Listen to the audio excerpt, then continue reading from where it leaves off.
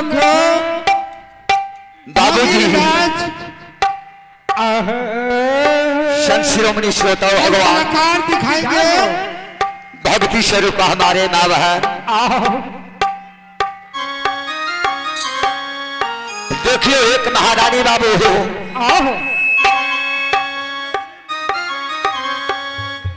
ए लटौना के पासी छियई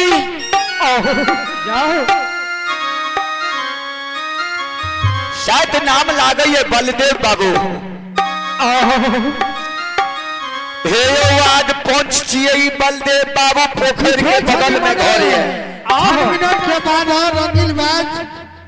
इस मंडप में प्रवेश होने के लिए जा रहा है। आप लोग सुनिए धर्मराज के महारानी बाबू के बड़ा धर्मराज के धर्मशाला में दान दिए 51 रुपया के पुरस्कार बाबूजी बहुत शानदार सा पुरस्कार लेकर के आए हैं। जय हो दानी दाता की जय हो महारानी बाबू की जय हो दानी दाता की समस्त परिवार की जय हो उनके बाल बच्चा की जय हो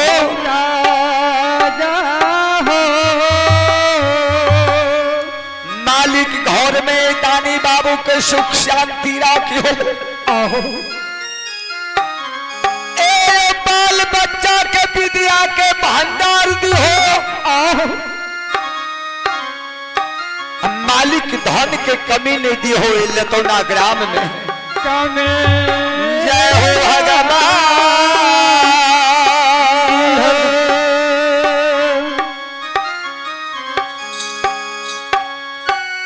लिखिए कवि रामचरित्र मानस में वर्णन खिलखिली है तुलसीदास बाबा तुलसी पकछी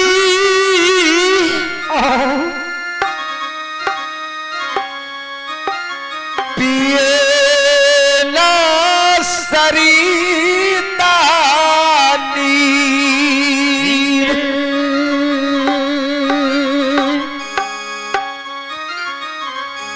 हटान किए धन नाही घटे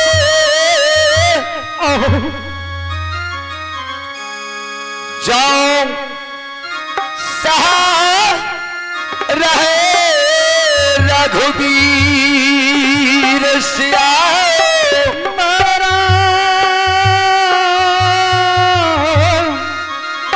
चांद्र पद शंकर जी बाबूजी आहो जहिना कोसी नदी के हल यमुना नदी के जल आहो गंगा नदी के जल आहो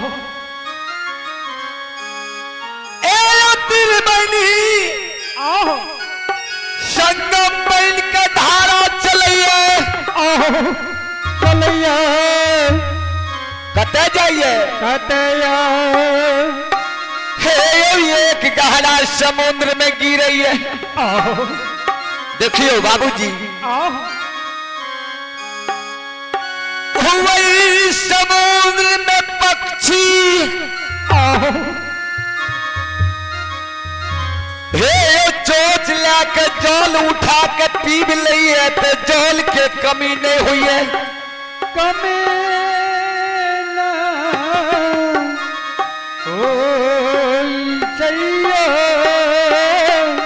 श्रोता श्रोता भगवान बाबूजी आओ वही ना दानी बाबू महादानी बाबू के दानपुर करने से लिखिए पहले अन्न दान करूं वस्त्र दान करूं धर्म दान करूं जे दानी बाबू महादानी बाबू दान पुण्य करिए तो ऊपर में राखलिए दुगुना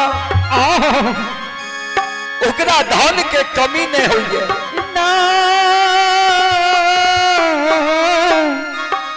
ओ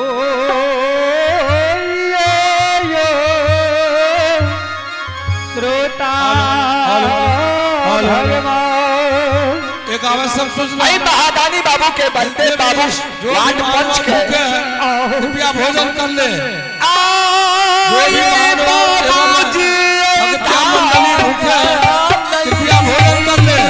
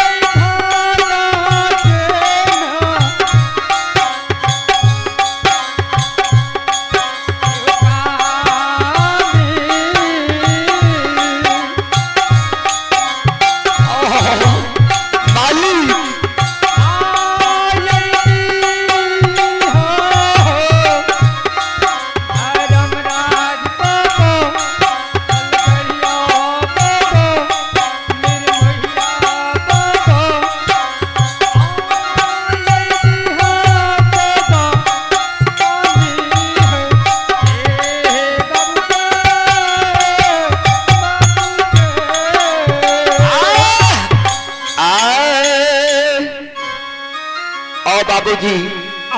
समय तो नहीं है ज्यादा क्या तो कोनो ई दौल नहीं छे महासम्मेलन छे बाबूजी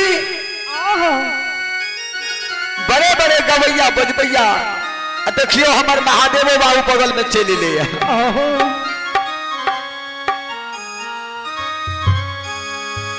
यही सभा में चलो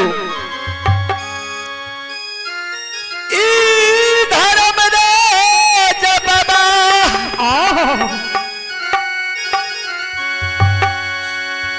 अग्नि के लाल महावीर जी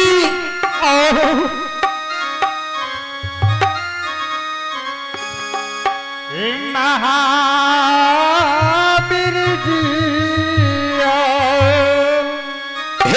नगर पोपी नंदग्राम में ज्योति बाबा के दरबार में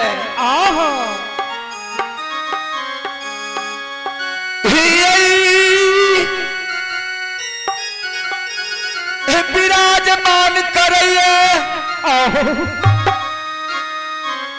कहिए हे हो सेवकिया सेवा किया सेवा किया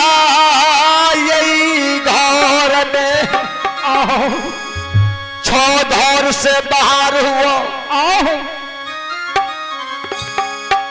संत बाबा के वाणी को सुनिए ज्योति बाबा के मायवीर कहा रानी रंभावती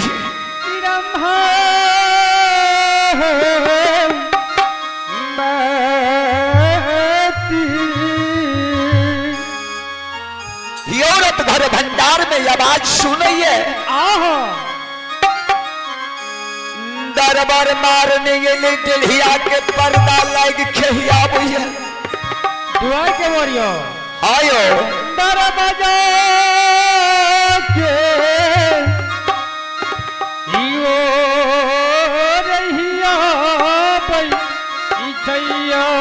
80 बरस के माँ बुढ़िया पुराना बुजुर्ग रहे आहो एते से घूंघट लेने रही डेढ़िया पर्दा लग के ही आबैये आहो जाहो हे यो आ कल हमार माय बहन कियो ककरो न होए आहो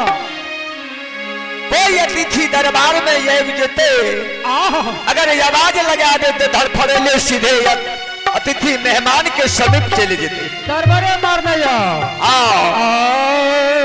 हे ठाई दे के पूछते कते घर भेल आहो लेकिन वही दिन में जे हमार बुजुर्ग माँ रहे आहो देखे छिए बैठल छे आहो घूंघट ला के बैठलिए हायो ज्योति बाबा के माँ बुढ़िया डेढ़िया के पर्दा लग के आहो हियाबैये हिया बइये ई हेलो। बाबूजी एक आवश्यक सूचना। जोड़ा संत मेहमान के देखिए आहो भाई आप लोग से भी दरबार मारने गले औरत घर भंडार में सोना के लोटा में माँ जल भर दिल के आहो कि आप लोग आकर के भोजन कर ले। कोष के चटाई ला लिखे एक हाथ में आहो हम बाबा के समीप चल गए आहो माँ बड़ी भाव से कहिए साधु बाबा के आहो किया ए हो बाबा बाबा ए हो बाबा सो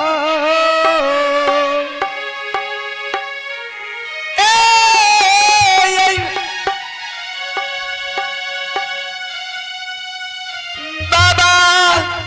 आहो रामचरित्र मानस में लिखी है किया तापर भार आहो भरोसा हनुमंता जाहो अबीनु हरि कृपा मिलही नहीं संता आहो जाहो बाबूजी आहो यही जब तक प्रभु परम्पर परमेश्वर हरि कृपा नहीं करते केकरो दरबार में संत नहीं पधारपन करते नहीं आज कल केकरो क्यों दरवाजा पर संत बाबा चली जाइए आहो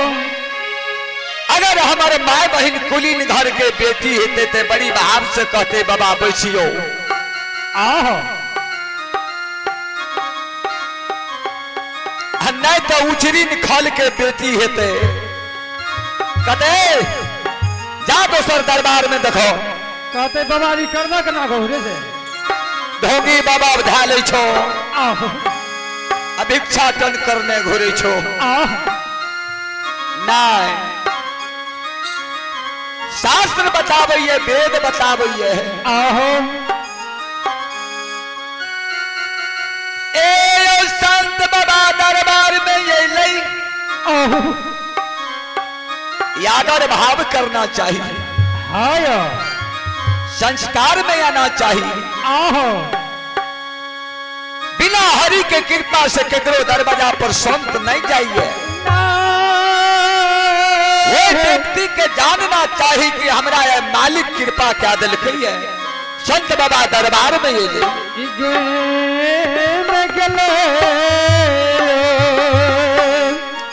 ज्योति बाबा के माँ रानी रंभावती एक हाथ में सोना के लोटा में जल लेने साधु बाबा के कहिए की कहे साधु बाबा के कहिए माँ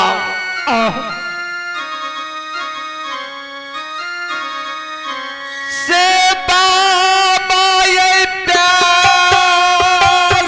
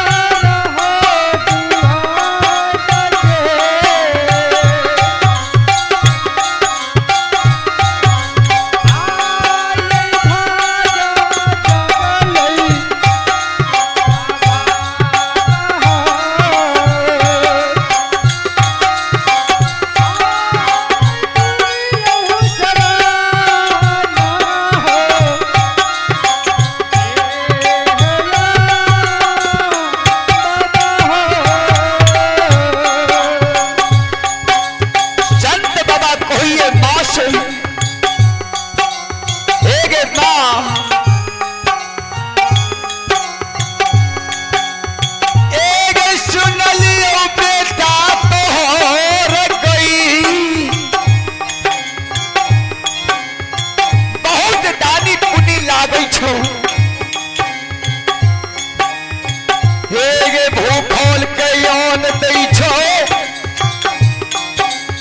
प्यासल के जल दै छौ निबस्तरी के वस्त्र दै छौ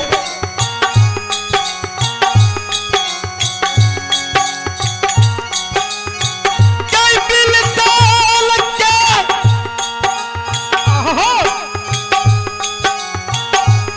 छो महीना दरबार में बिल ना के राखै छौ हे गे माँ तोरे बेटा के नाम सुन के हम तोरा दरबार में अलियै गे जगदम्बा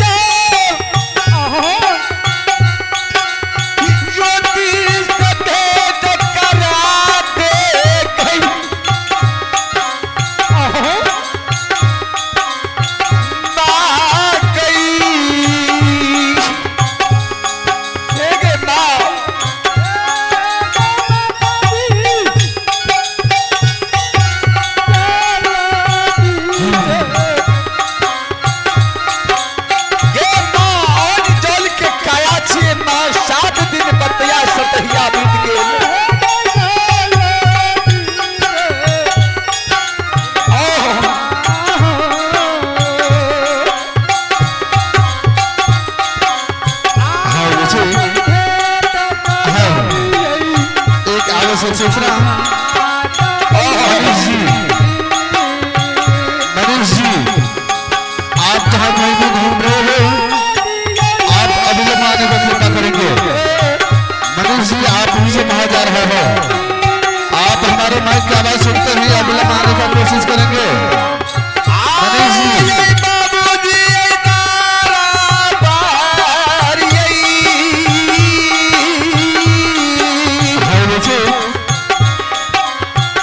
आवश्यक सूचना सभी ग्रामीण भाइयों एक शक्ति स्वरूप नौजवान दोस्तों मेरे साथियों सही से गुजारिश है निवेदन है कि आप सबों के बीच आपके जाने पहचाने मंडली ग्राम भगवान से चलकर श्री रोहिणी बाबू और सोतारी बाबू का रंगीन मंडली इस धर्मभोज पंडाल में प्रवेश होने के लिए जा रहा है। अतः आप सभी तमाम माताओं बहनों से आग्रह है अनुरोध है कि आप लोग अपने धर्मों से निकाल कर इस धर्मराज का लीला का आनंद लो देखो और सुनो। जय माता जय बाबा धर्मराज।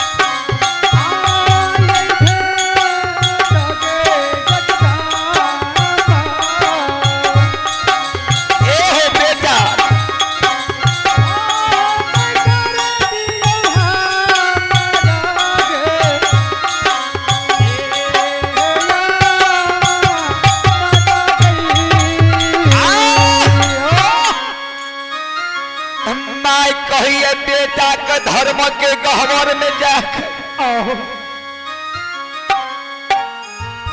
बेटा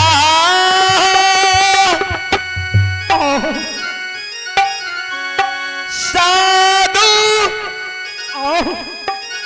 बाबा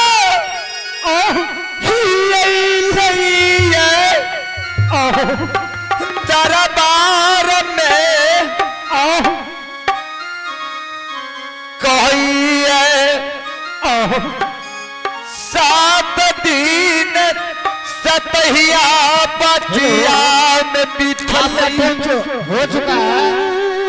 लाल पट्टी आपका समय हो चुका है पंडाल में प्रवेश कीजिए। हम बेटा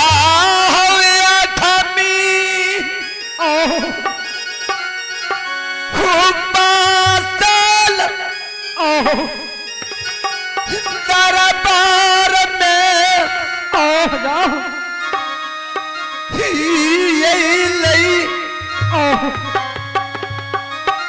बेटा हे हो संत बाबा एक बेर भेंट मांगे छो दरबार में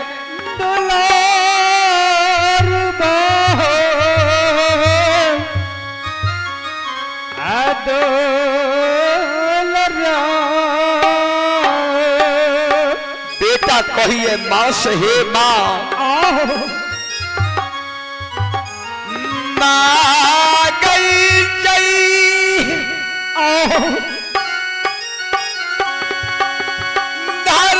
धर्मराज बाबा ले कहा बार बन लिए जाहो 12 बरस यार बहन खलियई हदू भरी के रस घोट के हैया नौन बोन से चंदन के लकड़ी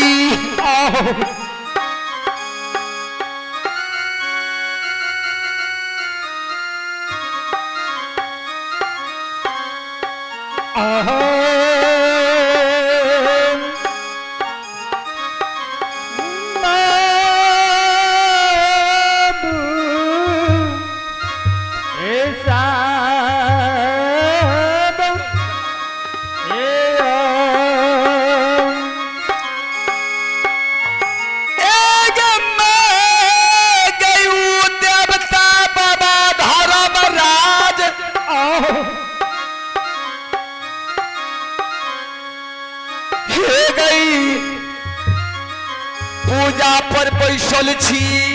बाबा धर्मराज के मंदिर में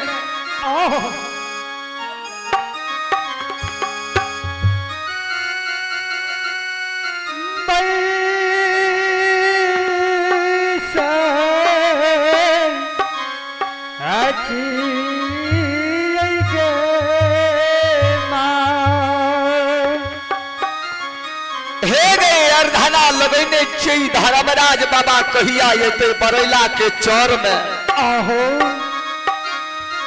भगती गछल कई कहने रही हे हो ज्योति अवधा जा जा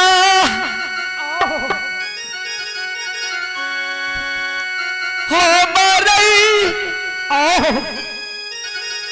नमस्ते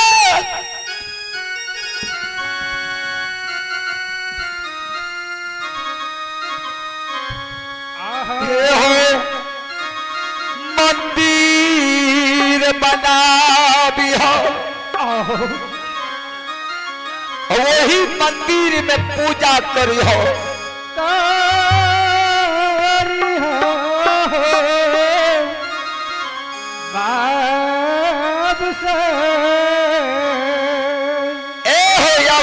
ज्योति एक दिन जैबा तोरा हम जाचले पोपी नंदग्राम में तन मन धन से भक्ति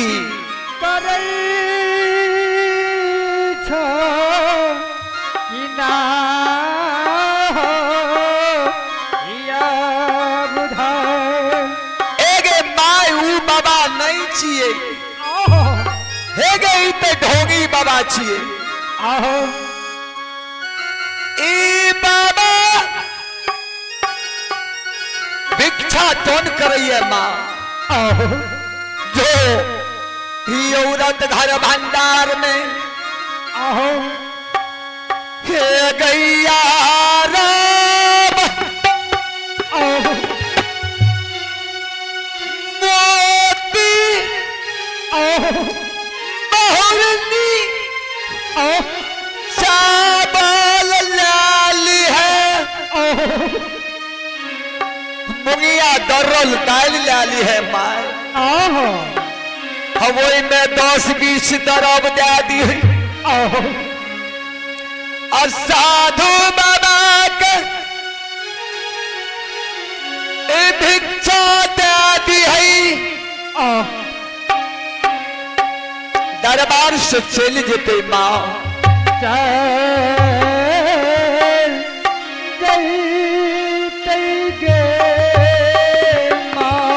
बेटा के बानी के माँ सुनिए बाबूजी संत शिरोमणि श्रोता भगवान भक्ति स्वरूप हमारे माँ बहन हियोरत घर भंडार में गए जगया भर यार मोती बहुरनी चावल लाल के मुंगिया दर्रल दाल लाल के साधु बाबा के नजदीक में पहुंच गए कैसे बाबा लियो से बाबा है लियो